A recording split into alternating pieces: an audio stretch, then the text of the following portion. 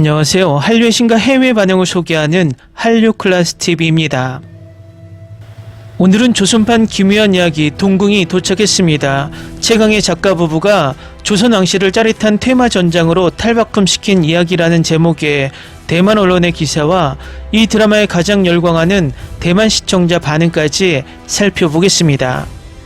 오늘 날짜 프레시페트롤 대만 넷플릭스 순위를 보면 1위 김부장, 2위 오싹한 연애, 3위 동궁, 6위 아파트, 8위 참교육 총 5개의 K드라마가 올라 있습니다.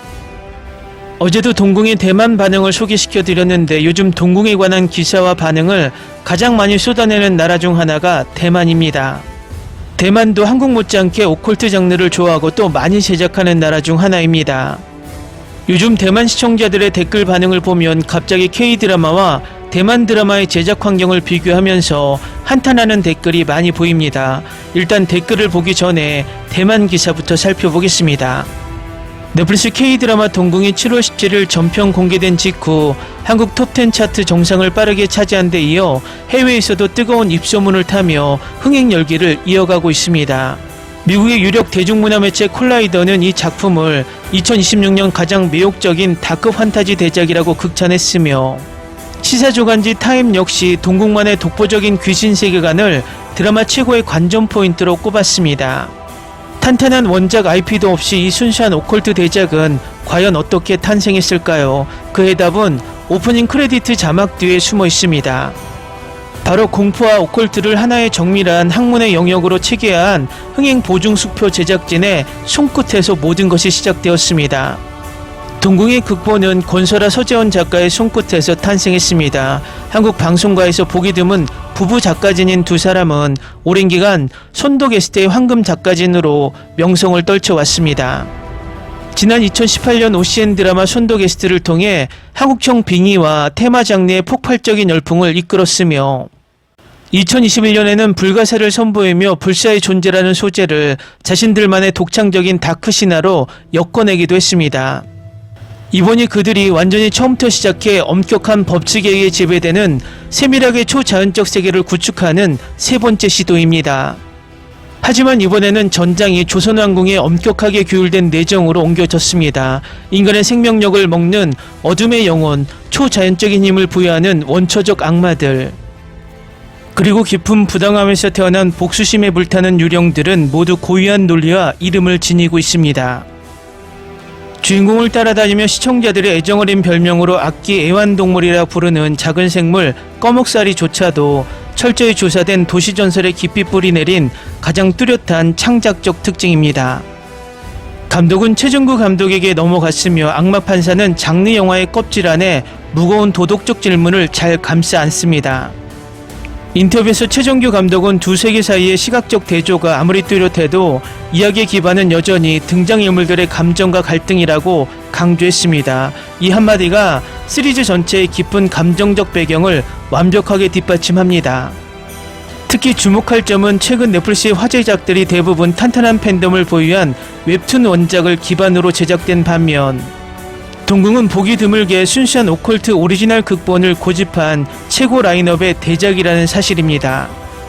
여기에 군 전역 후 화려하게 복귀한 남주혁이 귀신 세계를 자유자재로 넘나드는 테마 사냥꾼 구천역을, 오랜만에 넷플릭스 오리지널 시리즈로 돌아온 조승우가 귀신을 정치적 권력의 핑계로 삼는 치밀한 왕역을 맡았습니다. 개봉 후 많은 해외 평론가들은 이 시리즈를 조선판 기묘한 이야기, 영화는 고전적인 다크 엑소시즘 영화 콘스탄틴을 강렬하게 떠올리게 한다고 지적합니다. 영화 콘스탄틴에서 주인공이 성수와 총기를 무기로 악마에 맞선다면 동궁의 구천은 조선의 관복과 목화를 착용한 채 오직 한 줄기 복숭아 나무 가지 하나만을 손에 쥐고 귀신 세계로 걸어 들어갑니다. 또한 드라마 기묘한 이야기 속 현실과 중첩된 채 부패하고 뒤틀려 있던 뒤집힌 세계는 이 작품에서 붉게 메마른 핏빛의 이계로 재탄생했습니다.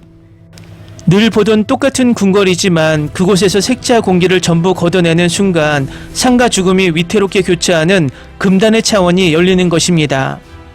동궁의 가장 매혹적인 지점은 서양의 클래식한 판타지 요소들을 신분 계급이 삼엄했던 조선 왕실에 완벽하게 이식해내며 독창적인 K 오컬트 장르를 정립했다는 데 있습니다.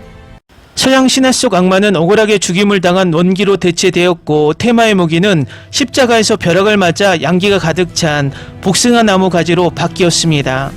샤머니즘 무속신앙이 조선 궁궐 밑바닥에 짙게 깔린 특유의 한해 정서와 맞물리는 순간 궁중 권력 암투와 초자연적 오컬트는 하나의 실타래처럼 팽팽하게 얽혀 들어갑니다. 서양의 테마 영화들이 주로 외부에서 찾아온 절대악에 대항한다면 K-오컬트는 그 날카로운 칼날을 살아있는 인간들의 심연을 알 수 없는 탐욕과 모략을 향해 겨눕니다. 다음은 동궁의 전세계 흥행을 탄식하는 대만 시청자 반응입니다.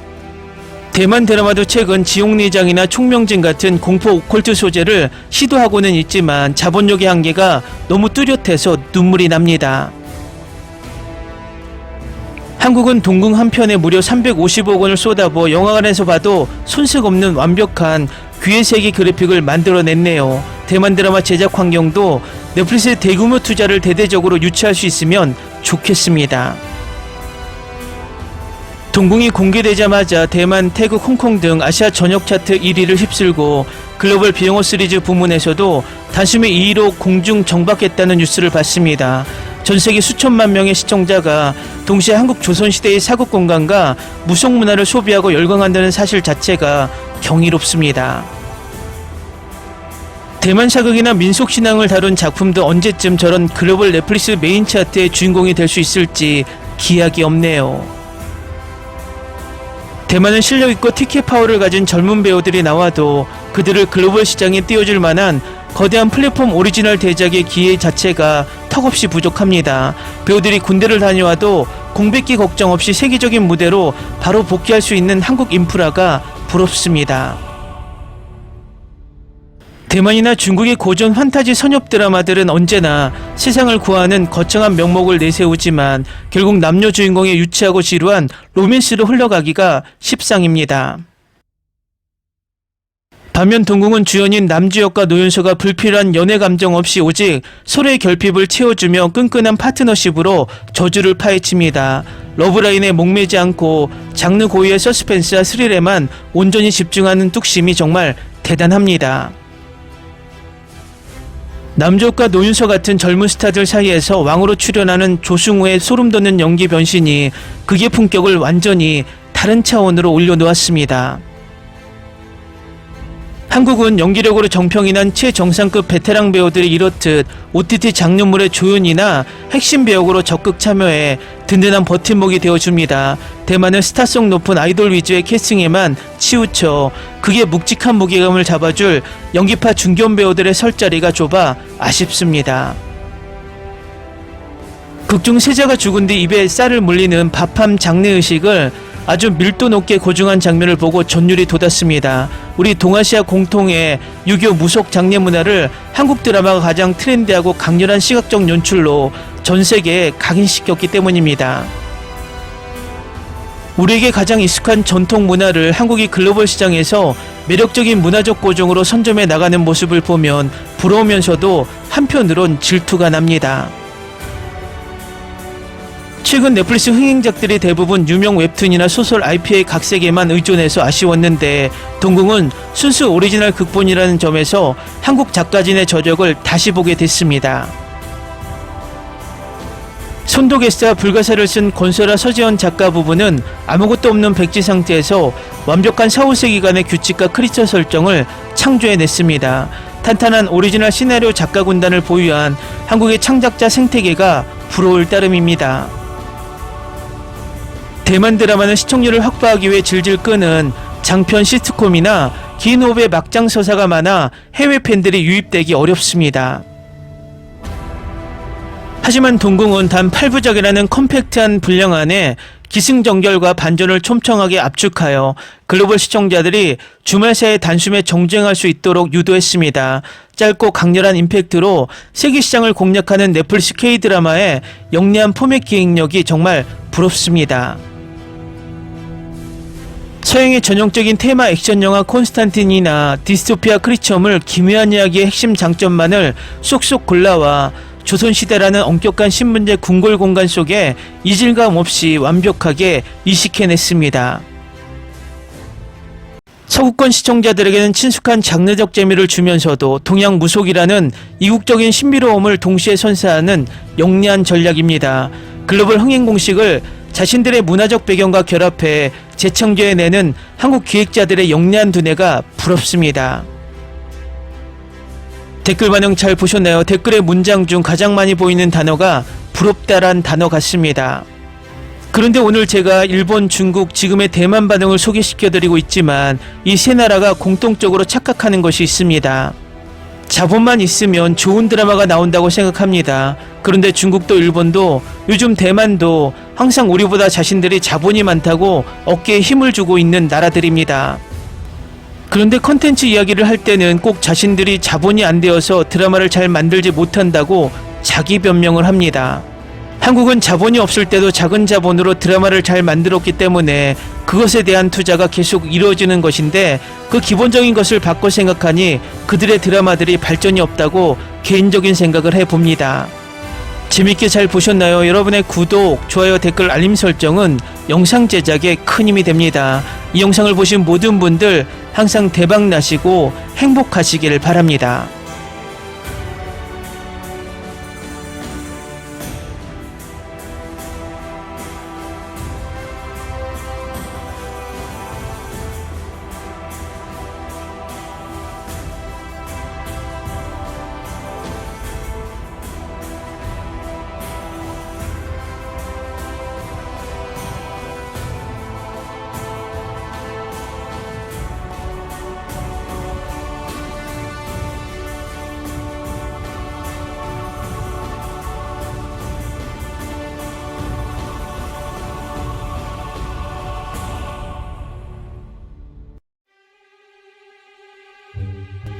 Ni se te ocurra. Olvida el ganso y los tomates. No hables de las ballenas. No es un acuario. No actúes como tonta. Sé que eras una genio. ¿Sí? No vayas a presumir, a la gente no le gusta eso. Y no digas cosas sin sentido. Y bueno, ¿terminamos? Hasta pronto. Abogada, tengo mucha curiosidad por conocerla.